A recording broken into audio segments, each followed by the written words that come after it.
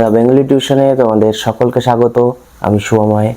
আজ তোমাদের একাদশ শ্রেণীর পঞ্চতন্ত্র মানে সৈয়দ মুজতবা আলীর লেখা পঞ্চতন্ত্রর দেখবে তোমাদের 3-4টি প্রবন্ধ রয়েছে। সেই প্রবন্ধগুলি নিয়ে আমি এক এক করে আলোচনা করব। তাহলে প্রত্যেকটি প্রবন্ধ আলোচনা আমরা তো করবই, তো আমরা প্রথমে সৈয়দ মুজতবা আলী সম্বন্ধে কিছুটা জেনে নিই, তারপর আমরা এক এক করে বিভিন্ন প্রবন্ধে প্রবেশ করব। সাহিত্যিক ও ভাষাবিদ সৈয়দ মুজতবা আলী করিমগঞ্জে 1904 খ্রিস্টাব্দে জন্মগ্রহণ করেছিলেন। এই করিমগঞ্জ আগে পূর্ব বাংলাদেশে থাকলেও এখন বর্তমানে সেটা আসাম প্রদেশে মানে আসামে, যেটা আপার আসাম বলে, শিলচরের লাগোয়া সেই আসামের ওখানে করিমগঞ্জ অবস্থিত। করিমগঞ্জে একটা বিশাল বড় জংশন রয়েছে ট্রেনের, তো সেই করিমগঞ্জে অবস্থিত মানে আসামে অবস্থিত। সৈয়দ মুজতবা আলীর পিতার নাম ছিল খান বাহাদুর সৈয়দ সিকান্দার আলী এবং তার মায়ের নাম ছিল আমতুন মান্নান খাতুন। সৈয়দ মুজতবা আলীর বহু ভাষায় পারদর্শিতা ছিল।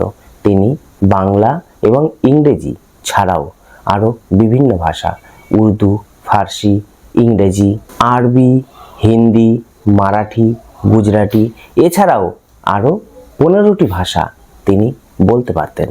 আসলে সৈয়দ মুজতবা আলীর শিক্ষাময় জীবন ছিল বড় বিচিত্রময় বা বর্ণময়। ছোটবেলায় তিনি সিলেটের, বাংলাদেশের অন্তর্গত সিলেটের একটি ছোট্ট গভর্নমেন্ট স্কুলে তিনি পড়াশোনা শুরু করেছিলেন। সেই সিলেটের গভর্নমেন্ট স্কুলে তিনি ক্লাস 9 পর্যন্ত মানে 9ম শ্রেণী পর্যন্ত পড়াশোনা করেছিলেন। তারপর তাকে অন্যত্র যেতে হয়েছিল।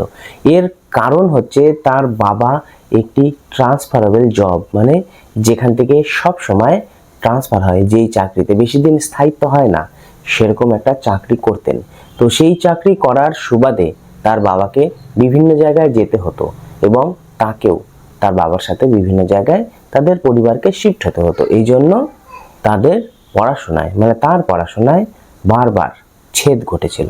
তার প্রথম প্রবন্ধ দেশে বিদেশে দেশ পত্রিকায় ধারাবাহিকভাবে প্রকাশিত হয়েছিল। তার অনেকগুলি রম্য রচনা বিখ্যাত ছিল। এই রম্য রচনাগুলির মধ্যে উল্লেখযোগ্য হল পঞ্চতন্ত্র, ধূপছায়া, ভবঘুরে ইত্যাদি। এছাড়াও এই সৈয়দ মুজতবা আলীর অন্যতম রচনা হিসাবে আমরা চাচা কাহিনীর নাম অনায়াসে বলতে পারি। তার অন্যান্য উপন্যাসগুলির মধ্যে উল্লেখযোগ্য হল চতুরঙ্গ, টুনি মেম, বড়বাবু, হিটলার ইত্যাদি। তার বেশ কয়েকটি ছদ্মনাম আমরা লক্ষ্য করতে পারি। সেই ছদ্মনামগুলি হল রায় পিথৌরা, টেকচাঁদ, সত্যপীর ইত্যাদি। 1949 খ্রিস্টাব্দে তিনি দিল্লি বিশ্ববিদ্যালয় থেকে নরসিংহ দাস পুরস্কার তিনি পেয়েছিলেন। এছাড়াও বহু গুণের অধিকারী সৈয়দ মুজতবা আলী আনন্দ পুরস্কারও পেয়েছিলেন।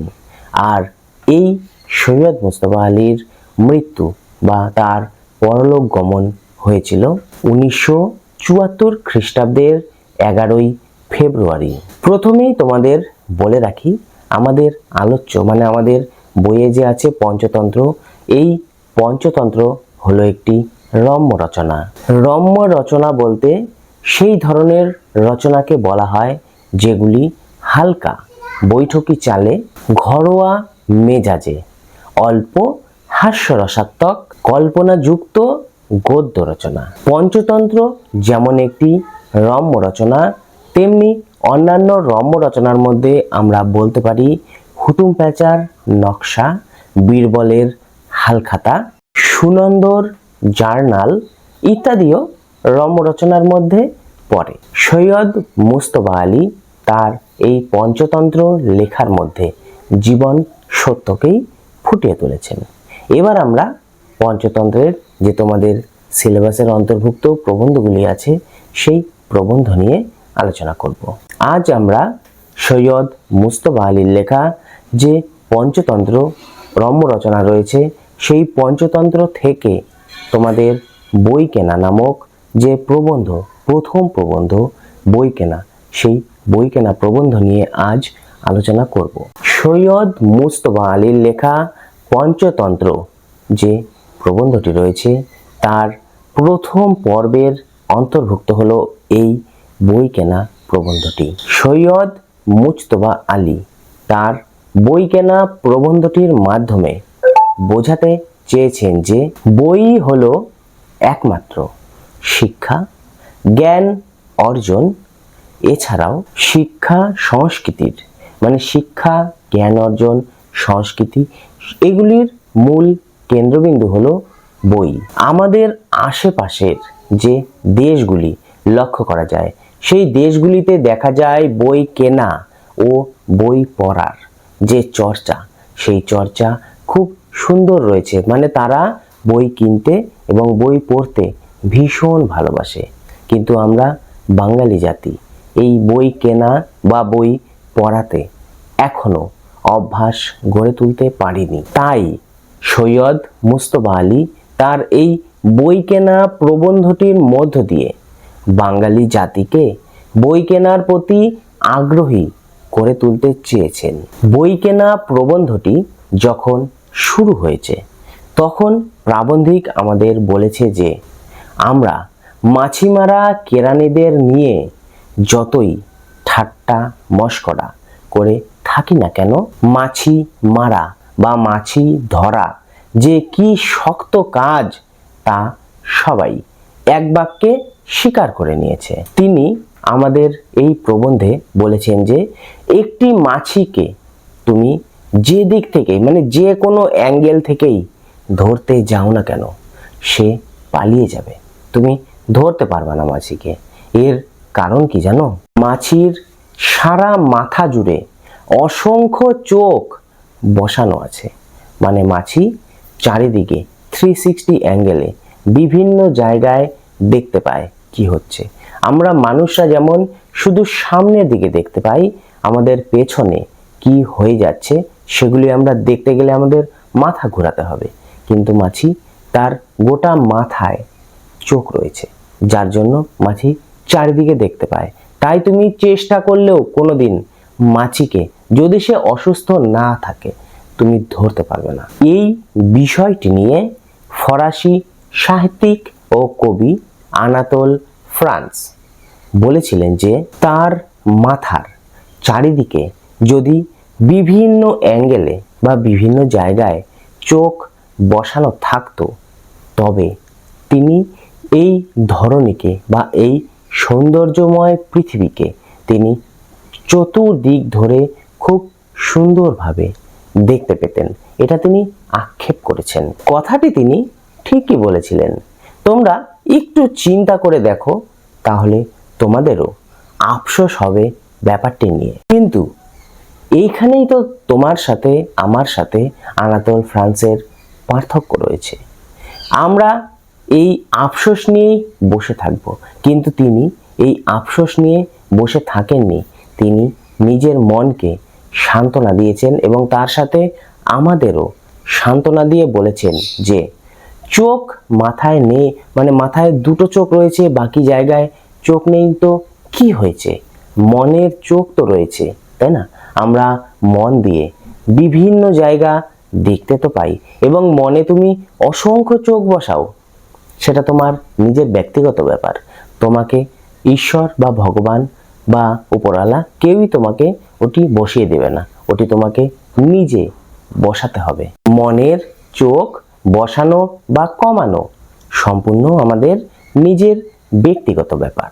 আমরা নিজেদের জ্ঞান ভাণ্ডার যত বাড়াতে পারবো, ততই আমাদের মনের যে চোখ রয়েছে সেই চোখ বেড়ে যাবে।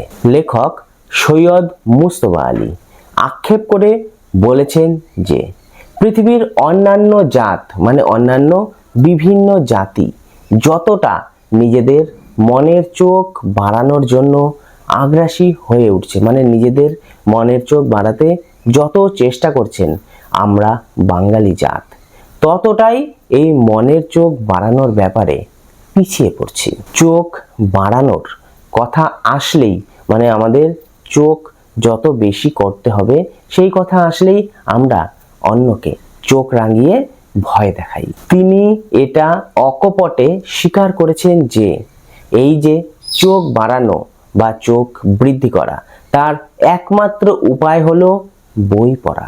মানে বই পড়লে তোমার জ্ঞান বৃদ্ধি হবে, আর জ্ঞান বৃদ্ধি হলে তোমার চোখ বৃদ্ধি পাবে। আর বই পড়তে হলে তোমাকে বই কিনতে হবে, আর বই কিনলে তবেই তুমি মনের চোখ একটু বাড়াতে পারবে। প্রখ্যাত ইংরেজ দার্শনিক বার্ট্রান্ড রাসেল বলেছিলেন যে সংসারের জ্বালা যন্ত্রণা তোমার বাড়তেই পারে, কিন্তু সেই জ্বালা যন্ত্রণা নেভানোর একমাত্র উপায় হলো নিজের মনের জগৎ তৈরি করা, মানে নিজের মনের জগতের জ্ঞান ভাণ্ডার বৃদ্ধি করা। যদি কখনো বাইরের বিপদ আসে তাহলে তুমি মনের গহনে ডুব মেরেই সেই বিপদ থেকে উদ্ধার পেতে পারো। যে যত বেশি মনের গহনে ডুব মেরে নিজের জ্ঞান অর্জন করতে পারবে বা নিজের জ্ঞান ভাণ্ডার থেকে বাকি যে রহস্যগুলি সেগুলি উদ্ধার করতে পারবে, তার সংসারে তত শান্তি বজায় থাকবে। কিন্তু সমস্যা হলো বা তোমাদের মনে প্রশ্ন জাগতেই পারে, এই মনের গহন বা মনের মধ্যে যে একটি সাম্রাজ্য সেটি তৈরি করা যাবে কিভাবে? সৈয়দ মুজতবা আলী আমাদের সেই প্রশ্নের উত্তর অবশ্যই দিয়েছেন। তিনি বলেছেন বই কেনা এবং বই পড়ার মাধ্যমেই আমরা মনের গহন তৈরি করতে পারি। এবং তিনি আরেকটি উপায় আমাদের বলেছেন, বই পড়ার বিকল্প হিসাবে দেশ ভ্রমণ করা। দেশ ভ্রমণ করলেও অনেক সময় মনের গহন তৈরি হয়ে যায়, কিন্তু সমস্যা হলো যখন তখন আমরা তো দেশ ভ্রমণ করতে পারি না, কিন্তু আমরা যখন তখন চাইলেই যেখানে খুশি বই পড়তেই পারি। তাই অনায়াসে বলা যায় যে দেশ ভ্রমণ একটা খরচ সাপেক্ষ ব্যাপার, আর অনেকের সেই খরচ করা সম্ভব হয় না, কিন্তু আমরা বই পড়ে সেই জ্ঞান ভাণ্ডারকে নিজের মনের মধ্যে অর্জন করে নিতেই পারি। তাই বেস্ট পদ্ধতি হলো বই কেনা ও পড়া। এই প্রসঙ্গে ওমর খৈয়ামের একটি কবিতা তিনি তুলে ধরেছিলেন এই বই পড়ার প্রসঙ্গে। প্রাবন্ধিক এটাও বলেছেন, রুচি, মদ ইত্যাদি মানে রুটি মদ আমাদের খাওয়ার যে সামগ্রী সেটি একদিন ফুরিয়ে যাবে, প্রিয়তমার সেই সুন্দর চোখও একদিন ঘোলাটে হয়ে যাবে, কিন্তু বই হলো অনন্ত যৌবনা, তার যৌবন চিরকাল ধরে রাখবে নিজে, মানে বই নিজের যৌবন চিরকাল ধরে রাখে। ওমর খৈয়াম ছিলেন একজন মুসলমান সাহিত্যিক, আর নবী সাহেব হযরত মুহাম্মদ তিনিও ধর্মপ্রচার বিষয়ে বলেছিলেন যে আল্লাহ মানুষকে এই যে ধর্ম বিষয়ক যে জ্ঞান সেটি প্রচার করেছিলেন কলমের মাধ্যমে, আর তা আমাদের সামনে ফুটে উঠেছিল বইয়ের পাতায়। তিনি আরও বলেছেন, খ্রিস্টানদের পবিত্র ধর্মগ্রন্থের নাম হলো বাইবেল, আর বাইবেল কথার অর্থ হলোই বই। তাই আমরা দেখতে পারি আমাদের সমাজের যে ধর্মই হোক না কেন, প্রত্যেকটি ধর্মের পরম পিতা যারা রয়েছে তাদের যে জ্ঞান সেই জ্ঞান ধরা রয়েছে আমাদের প্রত্যেকটি ধর্মগ্রন্থে বা বইয়ের পাতায়। আমরা হিন্দু ধর্মে দেখতে পাই সিদ্ধিদাতা রূপে পূজিত হয়ে থাকে গণেশ। তোমরা কি জানো একটি ব্যাপার? সেই ব্যাপারটি হলো এই যে গণেশ, এই গণেশ আমাদের মহাভারত যে বিরাট ধর্মগ্রন্থ, সেই বিশাল ধর্মগ্রন্থ মহাভারত লেখার দায়িত্ব নিয়েছিলেন এবং তিনি লিখেছিলেন মহাভারত। গণপতির গণ অর্থাৎ জনসাধারণের দেবতা, মানে গণপতিকে আমরা জনসাধারণের দেবতা হিসাবেই পূজিত করে থাকি, আর তাকে যদি আমরা শ্রদ্ধা দিতে চাই, তিনি তো পুস্তক ভালোবাসতেন, তাই আমাদেরও পুস্তক ভালোবাসতে হবে। বাঙালিরা নাগর ধর্মের কাহিনী শোনে না, কাঁচা পয়সা বা বাড়তি উপার্জনের অজুহাত দেখিয়ে, মানে বই পড়লে তো তোমাকে কেউ পয়সাও দেবে না বা তোমাকে কেউ বাড়তি উপার্জন দেবে না, তোমার জ্ঞান ভান্ডার বাড়বে, এটুকুই। তো বাঙালি যেহেতু বই পড়ে কাঁচা পয়সা বা উপার্জন করতে পারে না, তাই বাঙালি বই পড়ার প্রতি অনীহা প্রকাশ করে। তবে বাঙালি এই যে অজুহাত দিচ্ছে, এই অজুহাতের তুলনায় বই কেনার খরচ অনেকটা কম। এদিকে একটা জিনিস নিয়ে দ্বন্দ্ব বেঁধে যায়। বাঙালিরা বলে থাকে যে বই কিভাবে কিনবো, বইয়ের দাম তো প্রচুর, তাই বইয়ের যদি একটু দাম কমানো যায় তাহলে প্রচুর বই বিক্রি হবে বা আমরা বই কিনতে পারবো।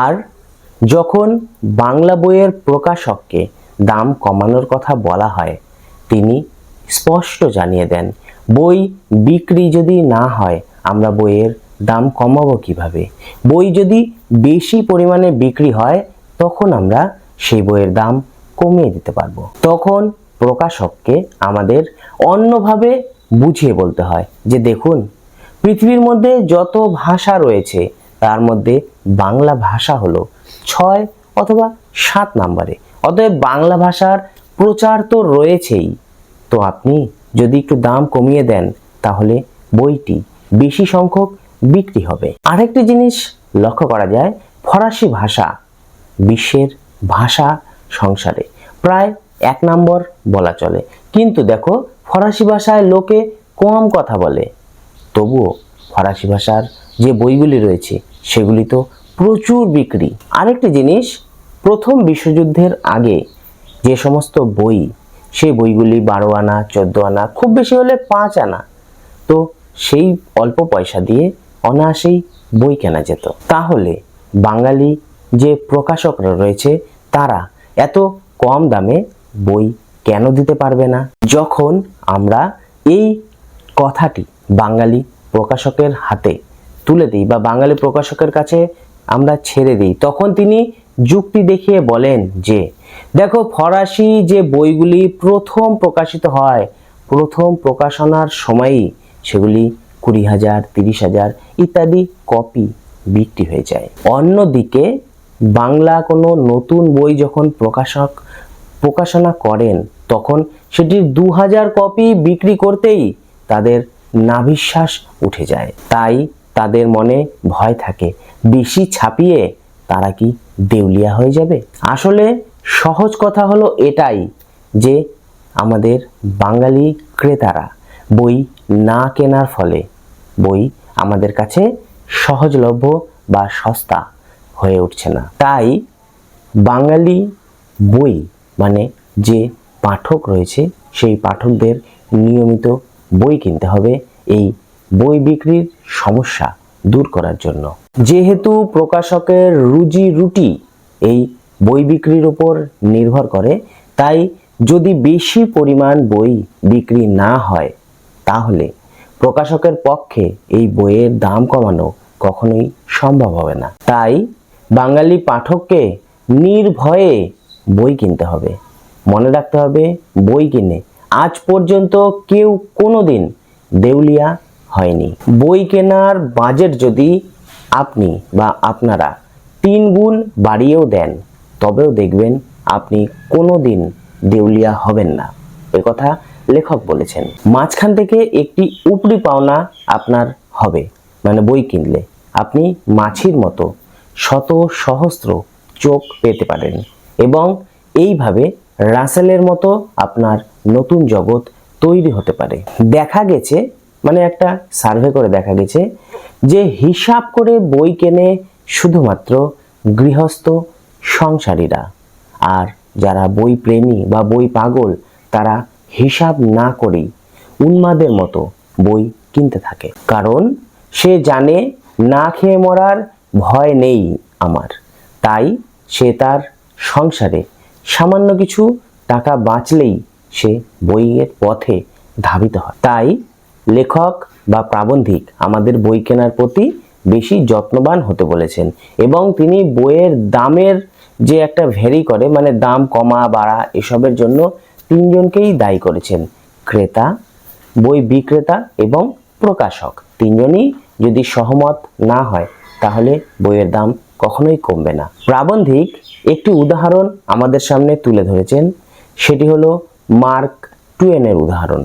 মার্ক টুয়েনের একটি বিখ্যাত লাইব্রেরি ছিল তার বাড়িতে। সেটি ছিল দেখার মতো লাইব্রেরি। মেঝে থেকে ছাদ পর্যন্ত শুধু বই গাদা গাদা করে ভর্তি ছিল। শুধু মেঝে থেকে ছাদ নয়, কার্পেটের মধ্যেও বইয়ের গাদা বেছানো ছিল সর্বত্র, মানে সব জায়গায়। তুমি যে সেখানে গিয়ে পা ফেলে হাঁটবে, সেই পা ফেলে হাঁটাটাই কারো পক্ষে অসুবিধা হয়ে দাঁড়াতো। এক বন্ধু মার্ক টুয়েনকে বলেছিল, তোমার যেমন এত বইয়ের গাদা, তুমি বেশ কিছু সেলফ কিনে ফেলো বইগুলিকে সাজিয়ে রাখার জন্য। মার্ক টুয়েন একথা শুনে, মানে বন্ধুর একথা শুনে খানিকক্ষণ মাথা চুলকে তারপর উত্তর দিয়েছিল যে, লাইব্রেরিটা আমার যেভাবে বানানো, সেলফগুলো আমি কি সেভাবে বানাতে পারবো? তা কখনোই সম্ভব নয়। দেখো, সেলফ তো আর বন্ধুদের কাছে চেয়ে চিনতে পাওয়া যায় না, বা চেয়ে ধার নিয়ে সেলফ তো কখনো নেওয়া যায় না। আসলে মার্ক টুয়েন তার বেশিরভাগ বই বন্ধুদের কাছ থেকে চেয়ে চিনতে জোগাড় করে লাইব্রেরি বানিয়েছিলেন। আমাদের বাঙালিদের মধ্যেও দেখা যায় বেশিরভাগ যাদের লাইব্রেরি রয়েছে তারা কেনে কিছু, ঠিকই আছে, আবার কিছু কিছু বন্ধু বান্ধবদের বইও সেখানে সঞ্চিত থাকে। একটা কথা বলার মতোই যে দেখো, সৎ ভদ্রলোক কখনোই অর্থ চুরি করার কথা স্বপ্নেও ভাবতে পারে না, মানে টাকা পয়সা তারা চুরি করে না, কিন্তু বই বন্ধুদের কাছ থেকে নিয়ে সেই বই ফেরত না দেওয়ার অভ্যাস অনেকেরই রয়েছে। পছন্দের বইটি হস্তগত করার জন্য যে কোনো সৎ ব্যক্তি যে কোনো ছলনার আশ্রয় নিতে পারেন। কোনো এক ব্যক্তি বলেছিলেন, ধনীরা মনে করে যে, মানে যারা বিত্তবান তারা মনে করে এই দুনিয়াতে টাকা পয়সা কামাই করা বা টাকা পয়সা উপার্জন করা ভীষণ শক্ত কাজ, আর জ্ঞানী ব্যক্তিরা বলেন যে জ্ঞান অর্জন করা পৃথিবীতে সবচেয়ে কঠিন কাজ। এবার কোনটা ঠিক, ধনী ব্যক্তিদের কথা না জ্ঞানী ব্যক্তিদের কথা? তোমাদের কি মনে হয় যে টাকা পয়সা কামাই করা বেশি কঠিন না জ্ঞান অর্জন করা বেশি কঠিন? যাই হোক, প্রাবন্ধিক এটার উত্তর দিতে পারবেন না, কারণ তিনি তো বইয়ের সন্ধানে ঘুরে বেড়ান, তো তার উত্তর জ্ঞান হবে, এটা স্বাভাবিক। তবে প্রাবন্ধিক একটা উদাহরণ আমাদের দিয়েছেন। ধরো, ধনীরা কিছু টাকা জ্ঞানী মানুষকে দিয়ে দিল। জ্ঞানী মানুষ সেই টাকা অনায়াসে খরচ করে দিবে, কোনো অসুবিধা হবে না। কিন্তু জ্ঞানী মানুষ যদি দু চারটা বই ধনী ব্যক্তিকে দিয়ে দেয়, সে কিন্তু পড়তে বা সেখান থেকে জ্ঞান অর্জন করতে হিমশিম খেয়ে যাবে। তাহলে কঠিন কোনটা? কঠিন হচ্ছে জ্ঞান অর্জন করা। আরব পণ্ডিতেরাও একথা স্বীকার করে নিয়েছেন যে জ্ঞান অর্জন করা পৃথিবীর সবচেয়ে কঠিন কাজ। শুধুমাত্র বাঙালিদের ক্ষেত্রে এই ধারণাটি প্রযোজ্য নয়। প্রাবন্ধিককে তার এক বন্ধু একটি গল্প শুনিয়েছিলেন একদিন। একজন বাঙালি স্ত্রী, মানে যারা বাংলা ভাষায় কথা বলে, সে তার স্বামীর জন্য একটা গিফট কিনতে গিয়েছিলেন তার জন্মদিন উপলক্ষে। তো দোকানদার তাকে এটা দেখায় ওটা দেখায়, পছন্দ আর কিছুতেই হয় না। প্রায় গোটা দোকান তিনি দেখে শেষ করে ফেলেছেন, তার পছন্দ কোনোটাই হয়নি। তখন দোকানদার বলেছিলেন সেই স্ত্রীকে যে তাহলে স্বামীকে একটা বই দিয়ে দেন। এ কথা শুনে তার স্ত্রী বলেছিল, বই? সে তো একটা আছে আমার স্বামীর কাছে। তাহলে ভেবে দেখো বাঙালি কিরকম। বাঙালির বাড়িতে একটা বই, কোন বই কি বই সেটা পরের কথা, মাত্র একটা বই রয়েছে, তাতেই বাঙালি খুশি এবং সে গর্ব করে বলে যে আমার বাড়িতে তো একটা বই রয়েছে, আমার আর বইয়ের দরকার কি। আসলে বইয়ের যদি বলা যায় কেউ সঠিক মর্যাদা জানে তাহলে সেটা ফ্রান্স। কাউকে উপহার দিতে গেলেও তারা বই দেয়, কাউকে অপমান করতে গেলেও তারা বইয়ের সাহায্যেই অপমান করে। প্রখ্যাত এক ফরাসি সাহিত্যিক আদ্রে জিদে, তার প্রচুর বন্ধু বান্ধব ছিল ফ্রান্সে। সেই আদ্রে জিদে রাশিয়া থেকে ফিরে সোভিয়েতের বিরুদ্ধে একটি সমালোচনামূলক গ্রন্থ বা সমালোচনামূলক একটি প্রবন্ধ লিখেছিলেন। এদিকে প্যারিসে বসবাসকারী স্তালিনপন্থীরাও তো ছেড়ে দেওয়ার পাত্র না। জিদে যে বক্তব্যগুলি লিখেছেন সেই বক্তব্যের প্রেক্ষাপটে সেই প্যারিসের ব্যক্তিরা তাকে কটু ভাষা প্রয়োগ করে আরও বিভিন্ন গালিগালাজ ইত্যাদি প্রয়োগ করে একটি দুটি কথা বইয়ের মধ্যে লিখেছিলেন। অথচ আমরা দেখতে পাই এই ঘটনাটিতে জিদে খুব অসম্মান বোধ করেন। কিন্তু জিদের যে আরও প্রচুর বন্ধুবান্ধব ছিল, তারাও তো লেখক ছিল, তারা এই ব্যাপারটিতে সম্পূর্ণ চুপ থাকে। তারা কোনো রকম সারা শব্দ করে না এই ব্যাপারটিতে, মানে তারা নিউট্রাল থাকে। এই ব্যাপারটি জিদের মানে সেই যে ফরাসি লেখক তার ভীষণ খারাপ লাগে। তিনি এর প্রতিশোধ নেবেন মনে করেন। তার যে বন্ধুবান্ধব রয়েছে সেই বন্ধুবান্ধবদের তিনি কোনো একটা শিক্ষা না দিলে তিনি শান্তি পাচ্ছেন না। তাই একদিন সংবাদপত্রে একটি নোটিশ তিনি জারি করেন যে তার লাইব্রেরির বইগুলো তিনি বিক্রি করে দেবেন। প্যারিসের তাবর তাবর জ্ঞানীগুণী ব্যক্তিরা এই খবর শুনে যত তাড়াতাড়ি সম্ভব তাড়াহুড়ো করে সেই জিদের লাইব্রেরির অভিমুখে রওনা হয় বই কেনার জন্য। সেখানে গিয়ে যারা যারা বই কিনতে গিয়েছিল তারা সকলেই অবাক হয়ে যায়। কি অবাক হয় বলতো? যে জিদে তার লাইব্রেরি থেকে বেছে বেছে তার বন্ধুরা যে সমস্ত বই তাকে উপহার করেছিল সেই বইগুলো শুধু নিলামে বিক্রি করার জন্য বের করেছেন। এই যে ঘটনাটি ঘটিয়েছিল জিদে, এই ঘটনাটি সংবাদপত্র পর্যন্ত ছাপিয়েছিল, মানে সংবাদপত্রও বের হয়েছিল, এবং এই ঘটনাটি গোটা ফ্রান্সকে সহ প্যারিসকেও একটা মানে হাস্যরসাত্মক একটা আমেজ দিয়েছিল।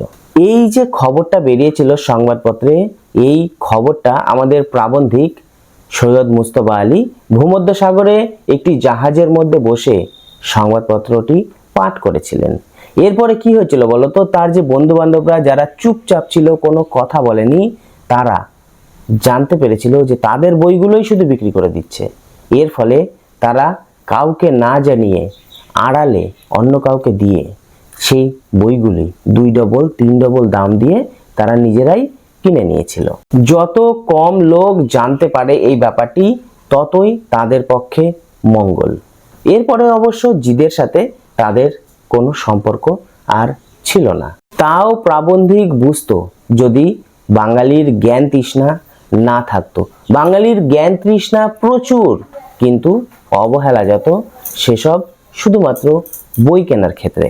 বই না কেনার অজুহাত এর কথা জানতে চাইলে বাঙালির একটাই অজুহাত, অভাব। আর এই কথা শুনলেই প্রাবন্ধিক ক্ষুব্ধ হয়ে যান, কারণ ফুটবল খেলা দেখতে সেই টিকিটের লাইনে বাঙালি দীর্ঘক্ষণ দাঁড়িয়ে থেকে টিকিট কেনার পয়সা থাকে।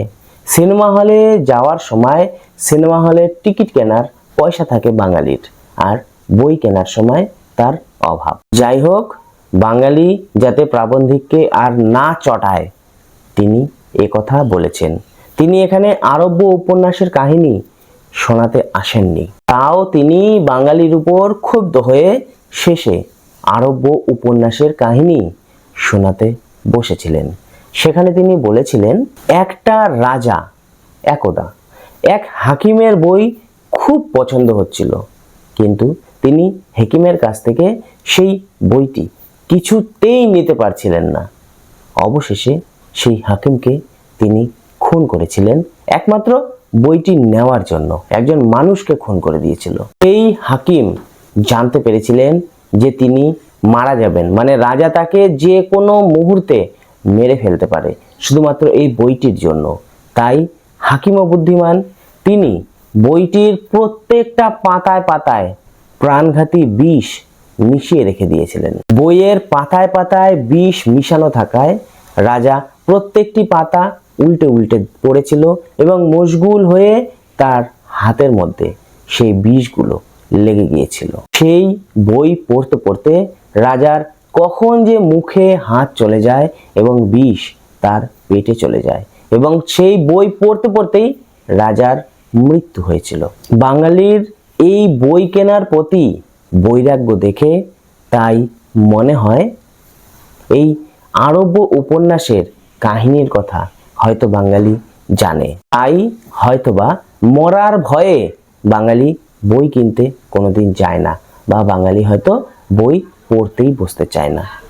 যাই হোক, বই কেনার যে প্রবন্ধটি, সেই প্রবন্ধটি এতটুকুই। এরপর তোমাদের এই পঞ্চতন্ত্র থেকে আরো অনেক প্রবন্ধ রয়েছে, আরো 3টা প্রবন্ধ রয়েছে, সেই প্রবন্ধগুলি নিয়ে আমি এক এক করে আলোচনা করব। আজ তাহলে এটুকুই।